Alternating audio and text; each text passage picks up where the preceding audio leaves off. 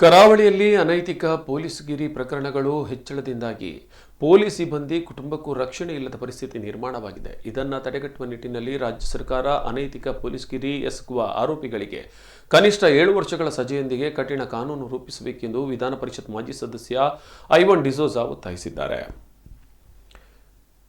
ದಕ್ಷಿಣ ಕನ್ನಡ ಜಿಲ್ಲಾ ಕಾಂಗ್ರೆಸ್ ಕಚೇರಿಯಲ್ಲಿ ನಡೆದ ಸುದ್ದಿಗೋಷ್ಠಿಯಲ್ಲಿ ಮಾತನಾಡಿದ ಅವರು, ಬೀಚ್ ರೋಡ್ನಲ್ಲಿ ಶನಿವಾರ ನಡೆದ ಘಟನೆಯನ್ನು ಉಲ್ಲೇಖಿಸಿ ಮಾತನಾಡಿದ ಅವರು, ಪೊಲೀಸ್ ಸಿಬ್ಬಂದಿ ಹಾಗೂ ಅವರ ಮನೆಯವರ ಮೇಲೆ ಈ ರೀತಿ ಬೀದಿಯಲ್ಲಿ ಧರ್ಮದ ಹೆಸರು ಹೇಳಿ ಹಲ್ಲೆ ನಡೆಸುತ್ತಾರೆ. ಹಾಗಿದ್ರೆ ಇನ್ನು ಜನಸಾಮಾನ್ಯರ ಪರಿಸ್ಥಿತಿ ಹೇಗಿರಬೇಕು ಎಂದು ಪ್ರಶ್ನಿಸಿದರು. ಉಡುಪಿ ಪ್ರಕರಣಕ್ಕೆ ಸಂಬಂಧಿಸಿ ತನಿಖೆ ಮಾಡಬೇಕೆನ್ನುವುದು ಸರಿ, ಆದರೆ ಕಾನೂನು ಕೈಗೆತ್ತಿಕೊಂಡು ರಾಜಕೀಯ ಮಾಡಿ ಸಮಾಜವನ್ನು ಹೊಡೆಯುವ ಕೆಲಸ ಬಿಜೆಪಿ ಮಾಡುತ್ತಿದೆ ಎಂದು ಆರೋಪಿಸಿದರು. ನಳಿನ್ ಕುಮಾರ್ ಕಟೀಲ್ ಅವರಿಗೆ, ಯಶಪಾಲ್ ಸುವರ್ಣ ಅವರಿಗೆ, ವೇದವ್ಯಾಸ್ ಕಾಮತ್ಗೆ, ಡಾಕ್ಟರ್ ಭರತ್ ಶೆಟ್ಟಿ ಅವರಿಗೆ ನನ್ನೊಂದು ಪ್ರಶ್ನೆ ಇದೆ ನಿಮ್ಮ ಮೂಲಕ. ಈ ವಿಚಾರ ಬಹಳ ಚಿಕ್ಕದಾಗಿ ಕಂಡಿದ್ದೀರಿ ನೀವು ಕೂಡ.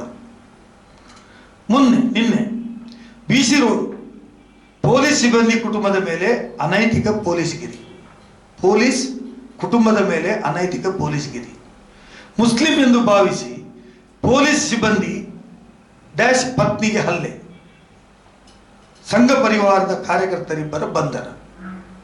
ಫ್ರಂಟ್ ಪೇಜಲ್ಲಿ ಫೋಟೋ ಇದೆ.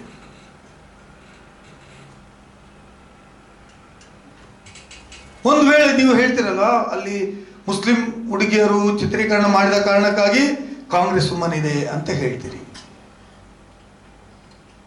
ಉಡುಪಿ ಕೇಸ್ನಲ್ಲಿ ಇಲ್ಲಿ ನೀವು ಮಿಸ್ಐಡೆಂಟಿಫಿಕೇಶನ್ ಮಾಡಿ ನೀವು ಅವರನ್ನು ತಡೆದು ನಿಲ್ಲಿಸಿ ಆ ಮಹಿಳೆಗೆ ಹಲ್ಲೆ ಮಾಡ್ತೀರಲ್ವಾ. ಶೋಭಾ ಕರಂದ್ಲಾಜೆ ಅವರೇ, ನಿಮ್ಮ ಉತ್ತರ ಏನು? What is your reaction? ಏನು ಕೇಸು? ಬಿಸಿ ರೋಡು ಕೈಗುಂಜೆ ರಸ್ತೆಯಲ್ಲಿ ಪತಿ ನಾದಿನಿ ಜೊತೆ ನಡೆದುಕೊಂಡು ಹೋಗುತ್ತಿದ್ದ ವೇಳೆ ಇಬ್ಬರು ಬೈಕಿನಲ್ಲಿ ಹಿಂಬಾಲಿಸಿಕೊಂಡು ಬಂದಿದ್ದಾರೆ. ಯಾರು? ಮನೀಶ್ ಪೂಜಾರಿ ಮತ್ತು ಮಂಜುನಾಥ್ ಆಚಾರ್ಯ ಬಂದು ನಾದಿನಿಯನ್ನು ವಸತಿ ಗೃಹದಲ್ಲಿ ಬಿಟ್ಟು ಪಾಳೆಯ ಕರ್ತವ್ಯಕ್ಕೆ ತೆರಳುತ್ತಿದ್ದ ನನ್ನನ್ನು, ಇದು ಪೊಲೀಸ್ ಕಾನ್ಸ್ಟೇಬಲ್ ಕಂಪ್ಲೇಂಟ್ ಕೊಡೋದು, ನನ್ನಂತ ಆರ್ಡಿನರಿ ಜನ ಅಲ್ಲ, ಆರೋಪಿಗಳನ್ನು ಅಡ್ಡಗಟ್ಟಿ ನಿಲ್ಲಿಸಿ ಹುಡುಗಿಯರನ್ನು ಎಲ್ಲಿಗೆ ಕರೆದುಕೊಂಡು ಹೋಗುತ್ತಿದ್ಯಾ? ತನ್ನ ಹೆಂಡತಿಯನ್ನು ಕರ್ಕೊಂಡು ಹೋಗಿ ಬಿಡೋದಿಲ್ಲ ಇವರು.